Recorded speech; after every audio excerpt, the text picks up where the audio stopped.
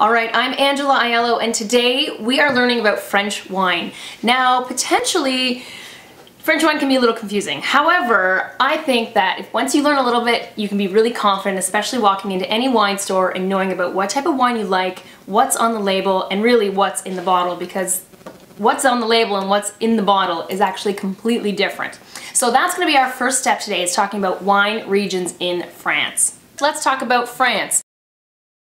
Probably one of the oldest growing regions in the world, and next to Italy grows the most amount of grapes and has the most amount of vineyards than any other wine growing region in the world. Okay, so let's look at the climate of France. In the north we have cooler climates with regions like Loire, Champagne, and Alsace, and then in the middle we've got places like Beaujolais and Burgundy, and then in the south, which is warmer, we've got places like the Rhone, Bordeaux, and a couple other very popular regions. For instance, let's look at this French label. Le Bourgogne, but it has Pinot Noir on it, which is good, but Le Bourgogne is a region called Burgundy in France. So unless Pinot Noir is actually on the bottle, which sometimes it's not, you have to understand that in Burgundy, all the vineyards that are in Burgundy that are red are Pinot Noir. Here we have Chablis, which is also a region in France. But Chablis is actually Chardonnay, and typically this bottle is unoaked.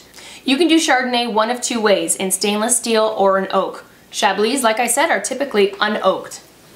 Now let's talk about Champagne. Now nothing can be called Champagne unless it comes from Champagne, France. Everything else in the world needs to be called sparkling wine or another name that they've called it to actually bring that back to their region.